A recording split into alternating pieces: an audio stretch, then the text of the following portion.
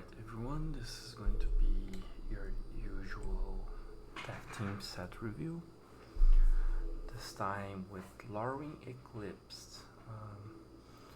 I was not around for the original Lorwyn block, but by the time I started playing, the cards from that era still had like a pedigree. They were like a symbol of power. A lot of like really iconic cards like Cryptic Command, Mute-Out, Bitter Blossoms, a big one, Redeem Click. Those were like still very powerful cards when I started playing. So even though I was not there for when the set was originally released, I like many players felt the original Lorwyn's impacts. So it's cool that we came back.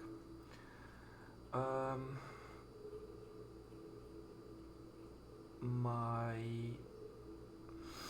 big picture view of the set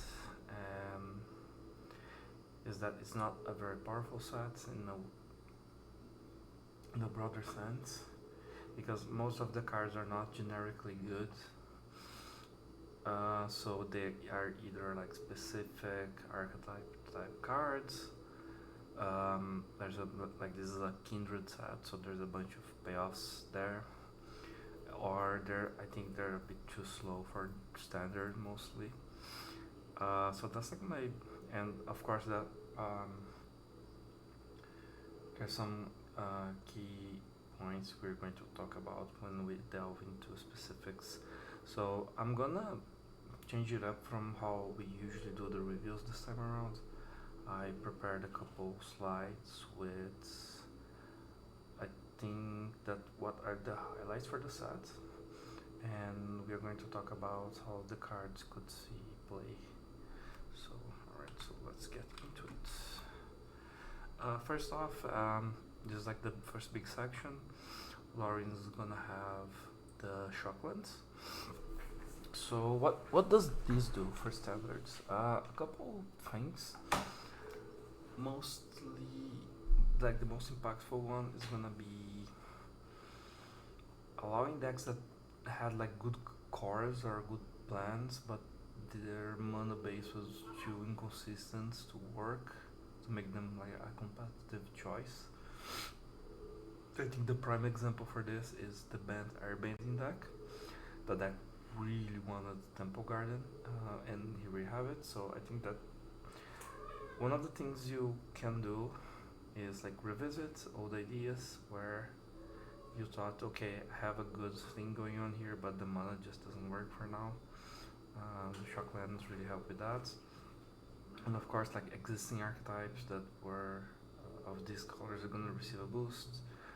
Hallowed Fountain for the control decks, Steam Vents for lessons, so on and so forth. I think the two biggest ones in terms of like enabling new strategies are Blood Crypt and Temple Garden. So that's about it. Like the Shocklands are really important, but they're a simple thing to grasp in general. So moving on, this is like another section I have here is about the incarnations. I think most of them are pretty good in general. So let's talk about them a little bit. I think I like grouping the black whites and the blue black one together because I think that they play really well in an Esper Pixie shell that's playing Yang as the main linchpin for the strategy, because you can like the way they templated this, it makes it really hard to scam these incarnations like you did with the modern ones, for example. So, but what Airbending does is like you can evoke it for 2 mana. Airbandit's like the perfect one to do this with is Emptiness with Aang. Like you reanimate the Aang with the evoke trigger on the stack, you airbend the Emptiness, and now you can cast this later on for 2 mana. and like you actually get the body, and you can do one of the two effects, and I think that's like pretty powerful. Uh, yeah, I think that's just really strong. Same with the seat in some capacity, because having modality on your like cards are like really good, especially because like when you manage to transition to the late game, you're gonna have like these pretty impactful creatures. They're gonna do a bunch of different things and like let you have some sort of inevitability in the late game. The red, the like, so I think those are the most interesting ones for standards. The other one to look at for standard is Catharsis. If there's a red white go white deck that is good, this is probably gonna be part of it. It's not the case right now, but like it provides effects that kind of strategy would want. So you're not trying to scam it in any way, but like those are two good effects coupled in like one card, and kind of in the same vein of um,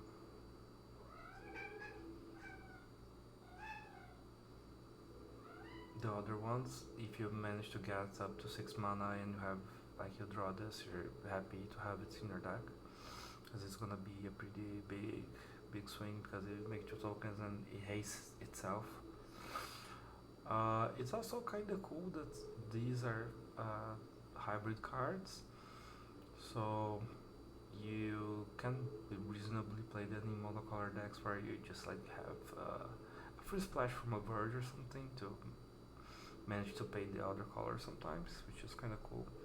So like, because you could also play Catharsis in like a tokens deck, for example, where you're just trying to splash reds for hasting the tokens sometimes.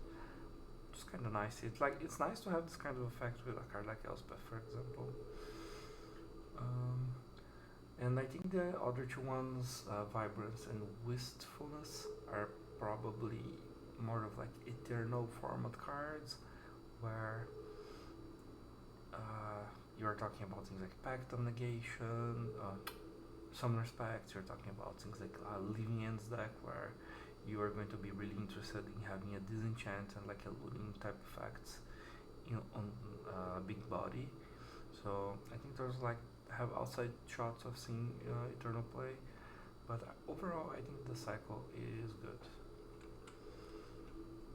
Moving on, I have here a section talking about the generically good cards of the set, where I think these cards are gonna be either meta defining or they're gonna more easily fit in more decks. We have here Moonshadow.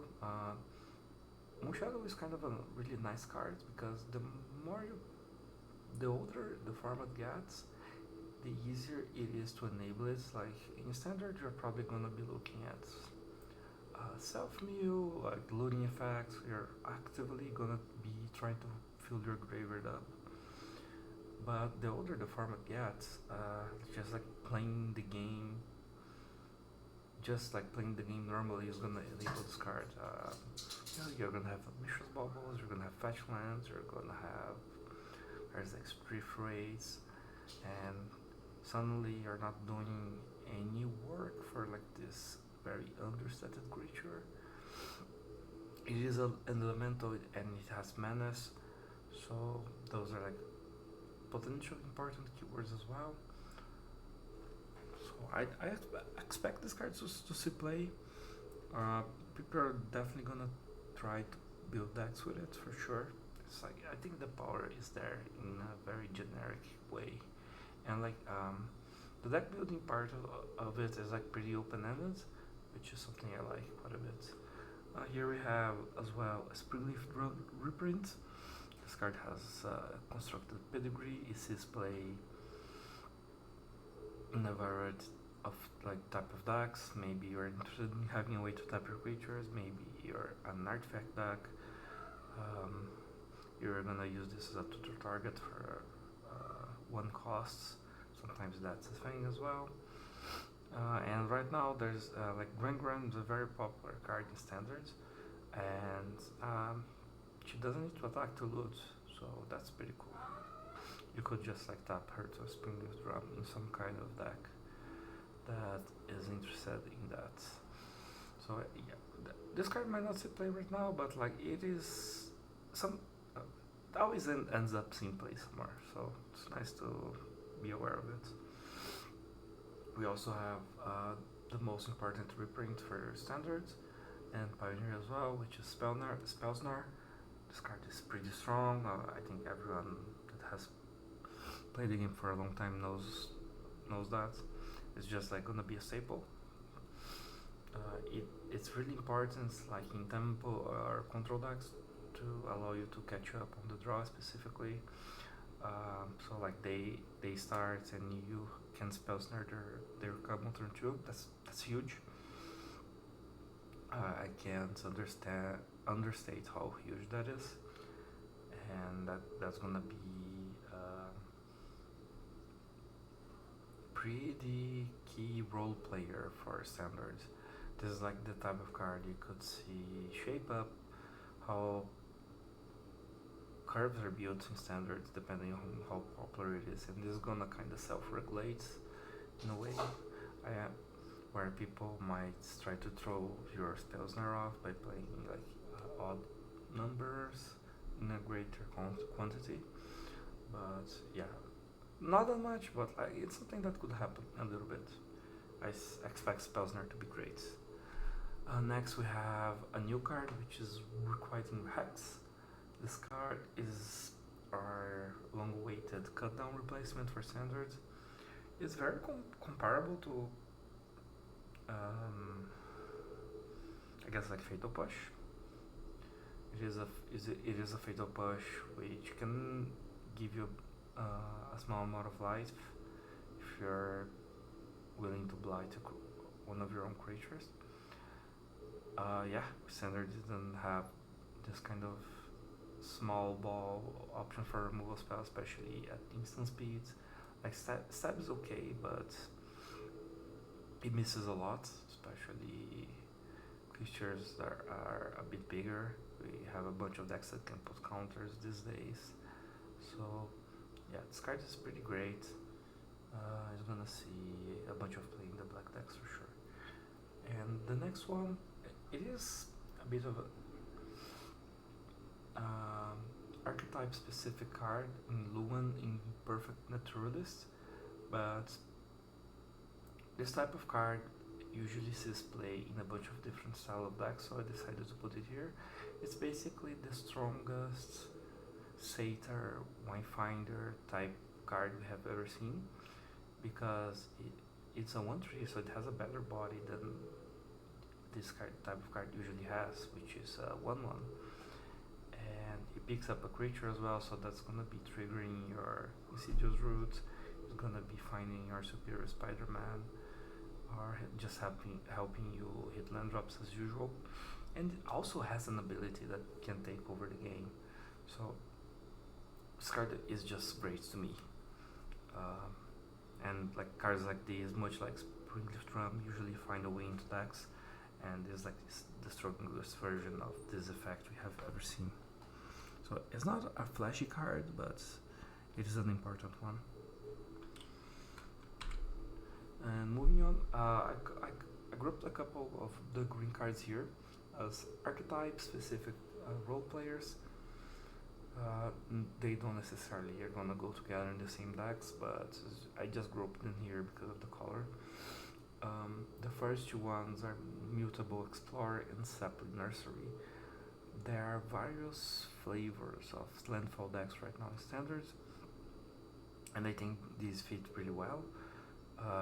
The first one gives you a threat while providing you with a landfall trigger, so okay, just perfect. I don't think it's being a shapeshifter or making a mute about specifically is gonna matter. but it could if you're playing some kind of deck that has like behold cards, or you're playing Sarkhan or something like that. This is a card you could look for. But as I think that just playing it face up as it is, it's a pretty good card for like your landfall strategy. And the next one is the nursery, which is your Felidar retreat that allows you to stay monocolor. So like if you're playing mono green landfall, you could sideboard this in against decks with sweepers or decks with a lot of flyers because the tokens have reach. So I think this card is like pretty good for the grinding matchups. Like you could even see this in the main deck. Sometimes people would splash actually 2 colors for this kind of effects in the Dragonback Assault. So it's like really nice that you can just stay mono white if you want, mono green if you want. Another card that I think it's gonna be pretty good in standard and maybe modern is Formidable Speaker. Looking at standards, like I think this card is kind of cool when you have a deck like which has like a bunch of elves, because you can use exile elves that you don't necessarily want in the late game, and you can discard them to search up for something meaningful. This could be especially impactful if you're trying to assemble some sort of combo. This could be good in bad airbending. This could be good like the Simic or Borite shells, because like you can search this up for cheap with especially like for example what this allows you to do is like double dip into some synergies with Nature's Rhythm as well, where you can put creatures in your deck that you don't necessarily want to put into play with Rhythm, but you could want to search up with the speaker and have them ready for the situation you might have in mind, like the Shanna Binder, for example, or something like a creature that you want to hold up to protect your board from a sweeper. That like this creature kind of allows for that kind of dynamic, which is besides like the baseline. I'm just gonna discard a lot more elves to get a Riddler, for example, which is already good. So it's kind of nice. It's gonna like this type of effects lets you be creative with your deck building, which is cool. This is also like an elf. It could provide consistency for like maybe Pioneer, where like how good your elf deck is usually tied to how many copies of Shaman of the Pack you draw. So this could help you just have more Shaman of the Packs in your deck. I'm not saying that's gonna be good, maybe not, but this card again is very open-ended, which is kind of cool. Very cool card for Joan Emmanuel Dupras here. And this other one, which is the Champion of the Perfect, is another one that I can see seeing a bunch of playing the current decks in standards. It technically has Champion and Elf, but you don't need to pay the fact if you're searching this up with Nature's Rhythm.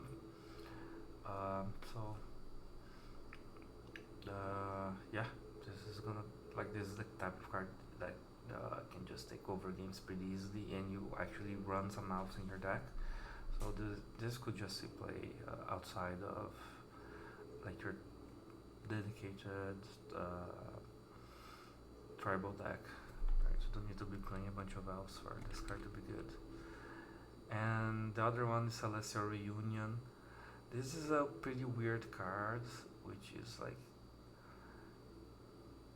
this is a Green Sun Zenith, but for typo cards, which is kind of weird, but it kind of allows you to do something unique, where with Green Sun Zenith you're like really limited, and it's a bit awkward in some combo decks, especially in Modern, where you might want to play this in Broodscale, for example.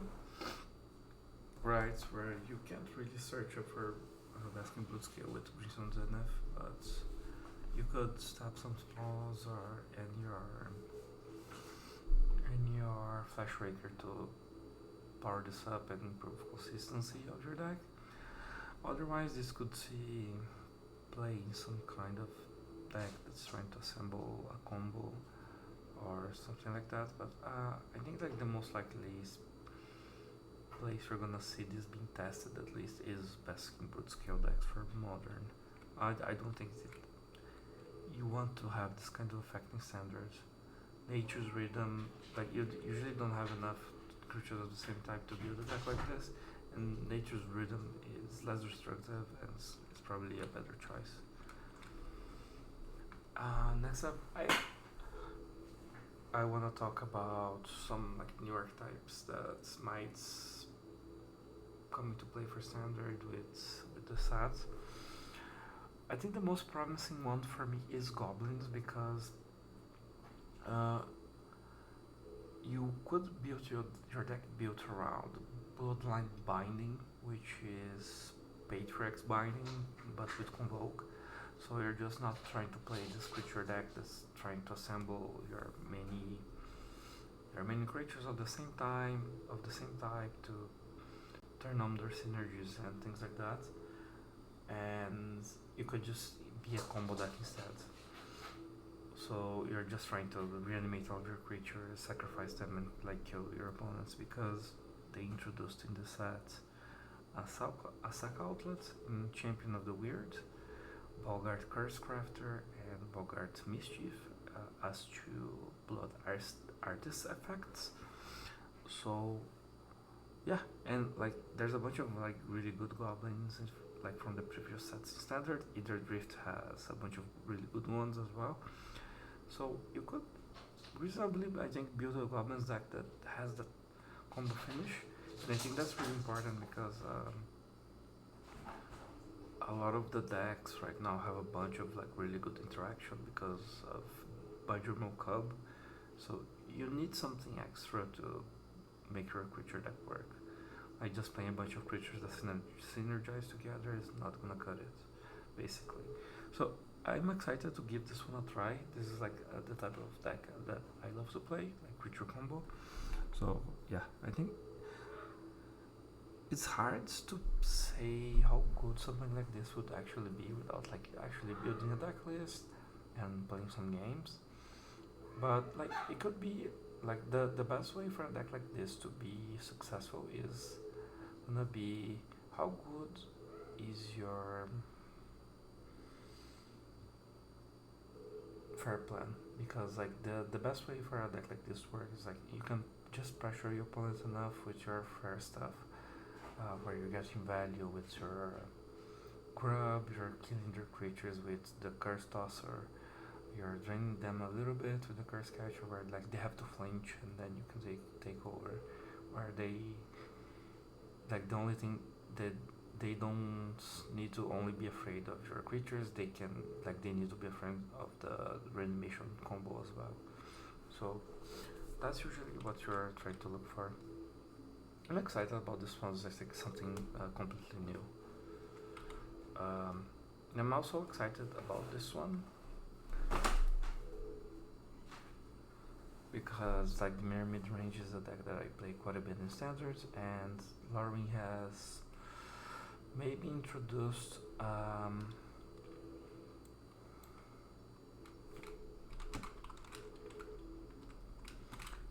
Lorwyn has maybe introduced a couple new ways of building blue-black with a fairy shell.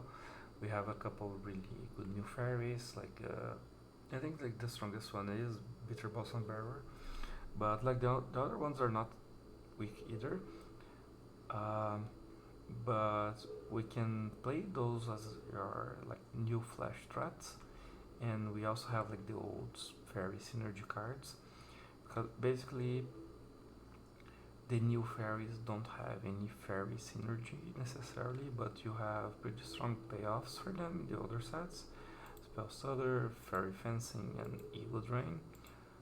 So I think those could be really good, and like I really like the Glamour Gifter as well. I think it's a pretty powerful combat trick. like they attack into your 1/1, you can just flash this in and turn it into 4/4. It's gonna be something that like people have to respect, and it can allow you to play some defensive games a bit better than you can usually do for a deck like Blue Black Tempo deck.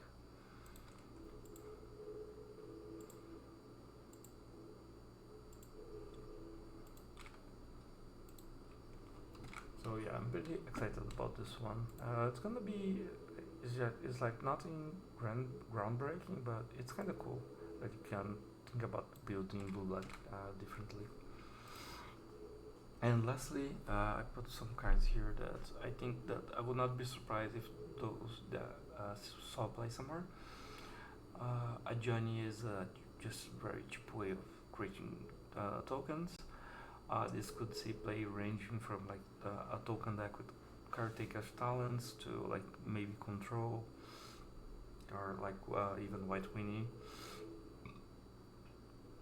Um, Blown Tender here, I put Blown Tender here specifically because of Jessica Ascendancy in Pioneer. This just allows you to win on turn 3 after you play Ascendancy. This can just tap for 3 and win the game basically. I'm a bit skeptical about that. Blown Tender is really powerful, but is also really fragile as a 2-mana mono dark. It could do some cool things with Tyvar maybe, where you can give this haste. Like maybe there's like a Tyvar Bajramul Cub deck out there waiting to be discovered. Like this card is powerful, but I'm not sure it fits somewhere in the current day and age.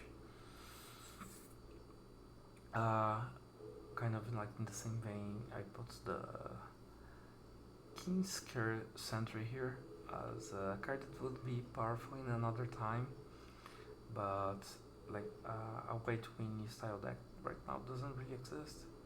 But this would see play in it. It has the right kind of tax. It's just like a bit fragile. I feel like they need to start giving creatures like this either like more toughness, so it doesn't trade down to a shock or some kind of like ward effect. Because I'm not sure this thing here would see play. It would be nice like if you could play this in a deck where you're just hasting your creatures constantly, but right now something like that doesn't really exist. And lastly, the most exciting one probably is Mick Attack. I looked through Scryfall for standard, and right now you don't have a thumb that you could sneak into play with this, but all you need is like Agents of Treachery style effects to get printed and then ban. And like this card can be something you really build around. Like Hornet Queens and cards like that, where you're gonna have it's gonna actually make sense to build your whole deck around this. It is like Sneak Attack, but it is a bit restrictive. It is like the kind of card you always have to keep on the back of your mind whenever a new set gets spoiled. Oh, there's this like creature that does like this crazy effect, and its power is total of power and toughness is total of 5, so it can go with Mick Attack. So this is like the kind of card that puts a little mental tax on you for the rest of time. And I didn't put here on our set review like the most of the commons and uncommons that I think are gonna see play, because they're just like a removal spell or some like OK effect that you might see here and there. I did try to put like the most impactful cards that are like the cards that I think that might spawn new archetypes. So hopefully you found this video informative, and hopefully you found like this new format where I try to expand a little bit on the ideas and thoughts about the new cards a bit better, instead of just like going through Scryfall or Mythic Spoiler. Because I was just trying to search for a new way of doing things, and I think at least this way I can get my thoughts across a bit better. So hopefully you enjoyed this. See you next time.